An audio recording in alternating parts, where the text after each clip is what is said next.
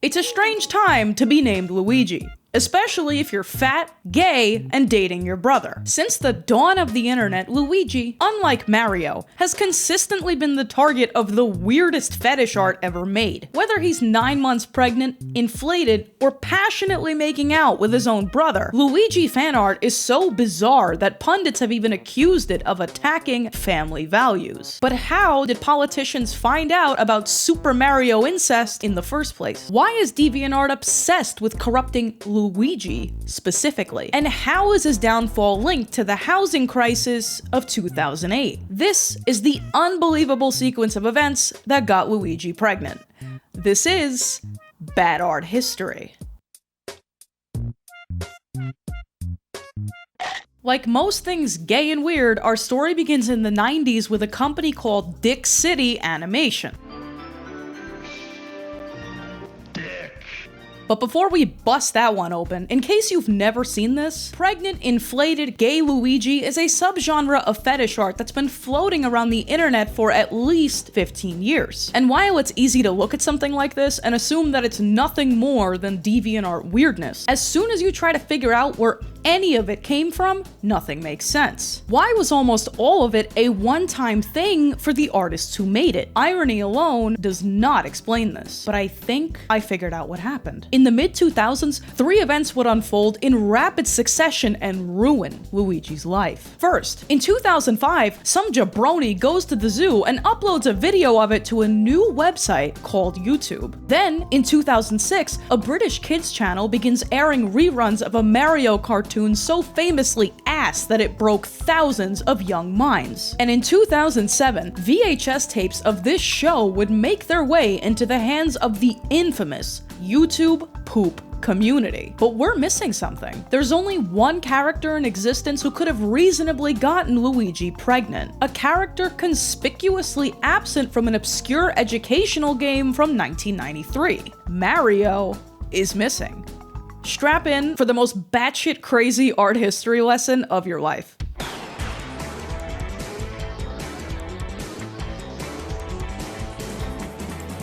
In 1985, Super Mario Bros. Came out for the NES and changed the entertainment landscape forever. And I'm sure this is familiar to you, but to kids in the 80s, this was the equivalent of landing on the moon. So meteoric was Super Mario's success that a few short years and sequels later, it had inspired multiple shows, live action and animated, of hilariously inconsistent quality. It's worth remembering that during the 80s and 90s, cartoons made for the sole purpose of pushing action figures were becoming a fixture of children's entertainment, which, in case you ever wondered, is why they all have that look. But the Super Mario marketing department wasn't merely content traumatizing thousands of Gen X kids with 2 overweight Italians in front of a green screen. So they quickly got to work with more experimental types of spin-offs. And one of the earliest staples of hardcore PC gaming was born. Released for the MS-DOS in January 1993, Mario is Missing was a truly subversive point-and-click adventure game, in which you play as Luigi, who must rescue Mario from Bowser's clutches and foil Bowser's plan to buy enough hairdryers to melt all the ice of Antarctica. But the plot of the game is irrelevant because its true legacy came in the form of one drawing. This unintentionally blood-curdling image of Luigi kinda just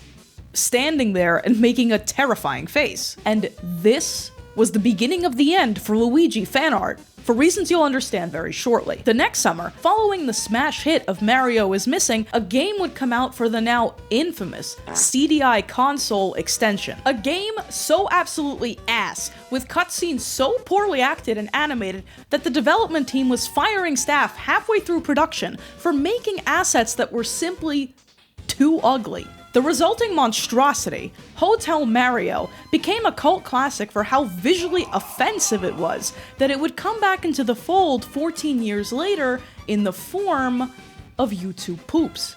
And if you don't know what a YouTube poop is, you were way too young to be watching this. Get off my channel. But before we get there, you may be asking yourself, Frankie, this is all very educational, but at what point does Luigi get pregnant?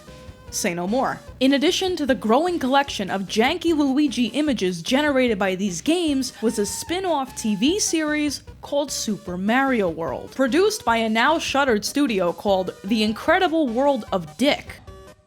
This show, much like Hotel Mario and Mario is Missing, was pretty charmingly bad. And it was quite the blinker you'll miss it phenomenon because it only ran for 3 months in 1991. But its greatest contribution, cementing it in shitpost history, was its final episode, Mama Luigi. The plot is pretty cut and dry. Luigi recounts how he found Yoshi as a baby and decided to take care of him, referring to himself like this. That'll teach you to mess with my new little buddy Yoshi!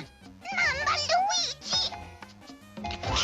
Cool it, caterpillar breath! I'm not your mama?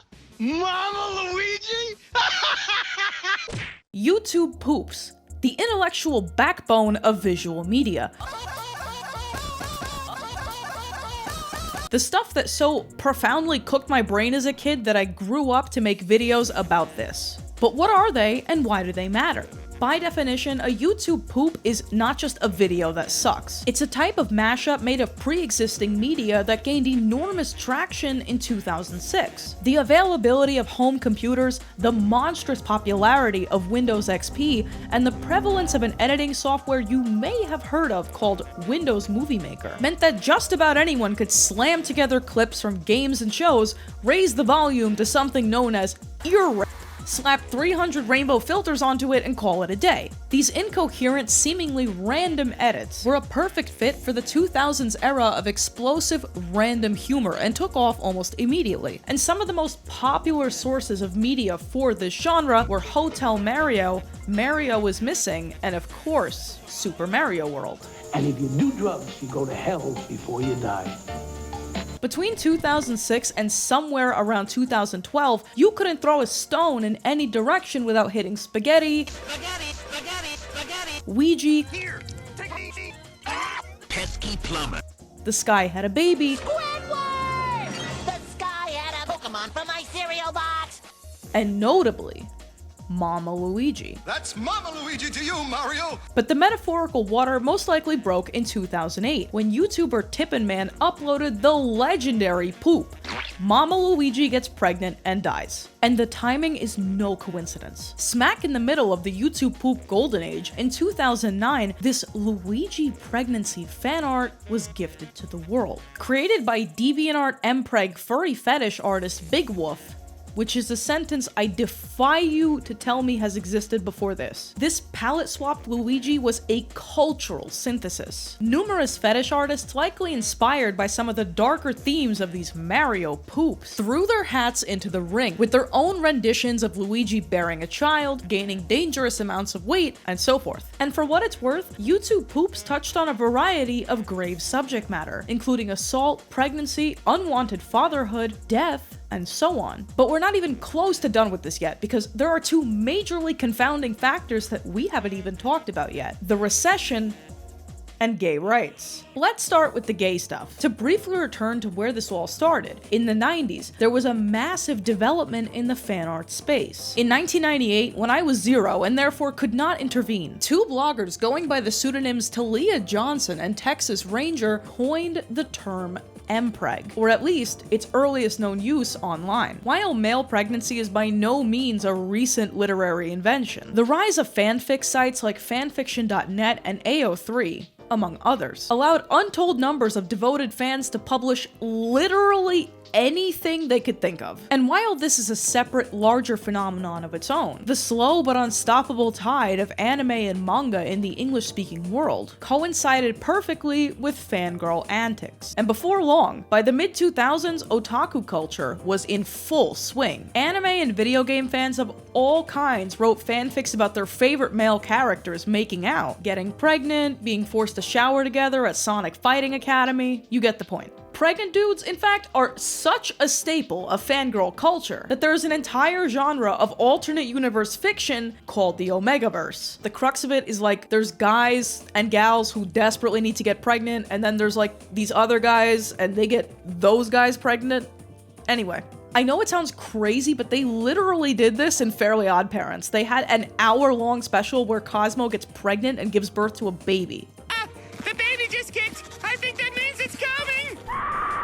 It's worth noting that these gay pairings of characters that were usually not actually gay were largely done for the novelty and the taboo factor, not necessarily because everyone back in 2004 was especially impassioned about gay marriage. And because many of these fics were expressly written to be smut, there was also a great deal of incest. In fact, I remember when Ouran High School Host Club was poppin' when I was like 11, I remember seeing those prehistoric memes, the twincest memes with the two twins.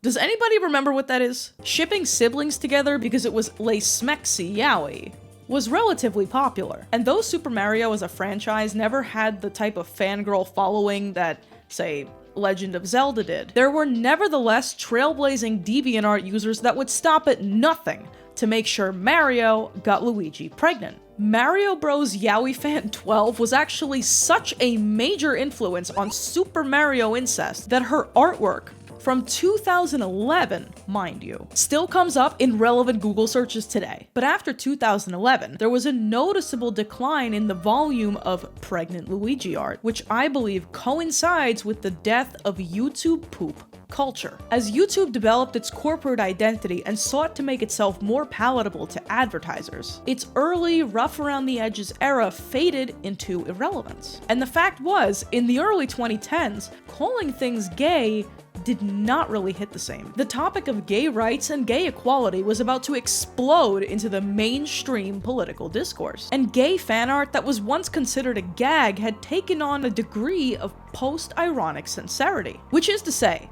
even though there was no political appetite for incest, drawing Mario and Luigi locking lips was now seen as more completely universally funny than it possibly was offensive. But not by everyone. This joke fan art of Mario and Luigi making out, which funny enough actually did come from the YouTube poop era, randomly resurfaced in 2019 in the form of a hoax tweet by an account pretending to be Nintendo of America. The account, which misspelled the word Nintendo, tweeted the gay Mario incest image with the caption, "Happy #Pride Month. Our staff is filled with people of all sexualities, so we love supporting that." And even though anyone with eyes could see that this was a joke, British conservative commentator Sebastian Gorka felt the degree of wokeness on display was so off the charts, he fired back, tweeting at the actual Nintendo of America. So Nintendo America is promoting incest now? Also, I want to be clear, Gorka is a human being, people fall for things